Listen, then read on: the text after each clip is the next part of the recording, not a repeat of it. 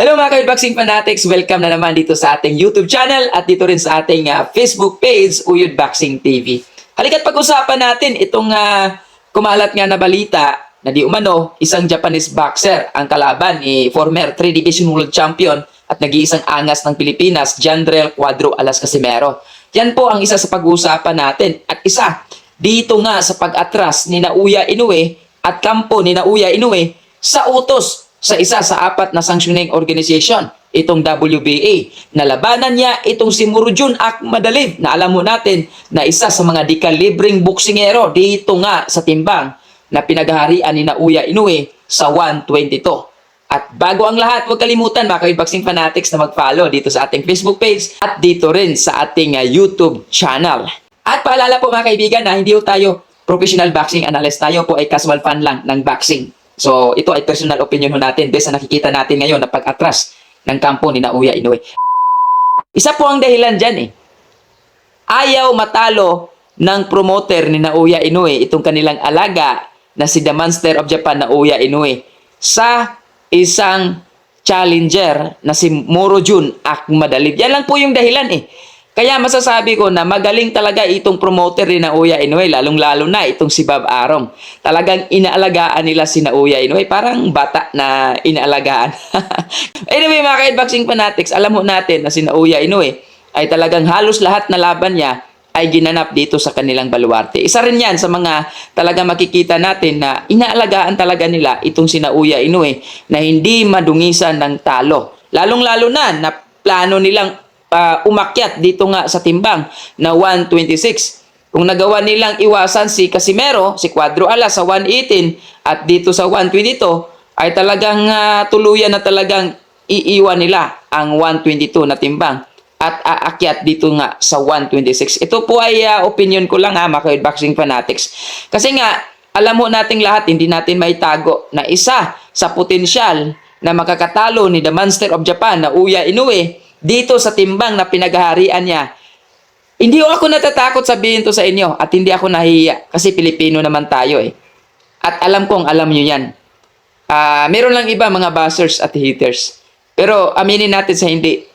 Walang ibang makakatalo kay The Monster of Japan, Naoya Inoue, kung hindi itong nag-iisang angas ng Pilipinas, former 3 Division World Champion, Jandrel Cuadro Alas Casimero. At hindi lang ako ang nagsasabi niyan. Maraming mga legendary boxers katulad ni Jerry Peñalosa. Sinabi niya, bukod kay Cuadro Alas, wala na makakatalo kay Naoya Inoue. Si Cuadro Alas Casimero lang talaga ang pag-asa na makakatalo at magbigay ng magandang laban dito nga sa The Monster of Japan, Naoya Inoue. Yan po ang totoo mga ka-boxing fanatics. Anyway, isa sa mga dahilan siguro ng kampo ni Naoya Inoue at itong The Monster of Japan na ayaw nilang labanan si Murodjun Akhmadalib. Alam mo natin na malakas si Murodjun Akhmadalib. At may kakayahan si Murodjun Akhmadalib na baka masilat ng Murodjun Akhmadalib itong si Naoya Inoue matalo. So, sayang naman, di ba? Itong kartada ni Naoya Inoue. So, hindi yan basta-basta talaga na maikasa. At yun nga, mas pipiliin nga nila ng kampo ni Naoya Inoue na iwan na lang, bitawan itong WBA na titulo. So, ano sa tingin nyo? I-comment down below kung ano ang opinion nyo sa pag-atras ng kampo ni Naoya Inoue sa isang challenger na si Murodjun Akhmadalib. At patungkol naman dito sa kumakalat na balita, mga ka-boxing fanatics, ingat po tayo Fake news yan na si Toshiki Shimumachi ang kalaban daw ni Cuadro Alas Casimero, isang Japanese boxer.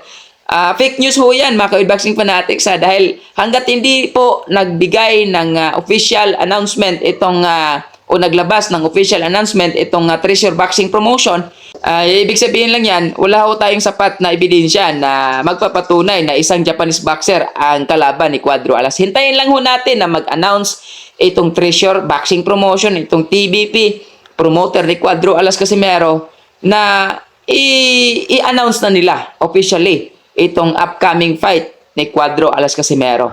At huwag ho tayong maniniwala sa mga nagpapakalat ng fake news, mga ka-boxing fanatics Mag-iingat ho tayo kasi marami ngayon ang nagsasabi.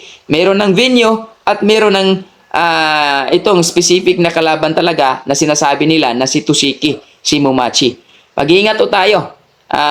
Ginawa lang nila yan para i-distract si Cuadro Alas at the same time, siraan si Cuadro Alas Casimero at asarin. At ito lang sasabihin ko sa inyo mga ka-Boxing Fanatics ha.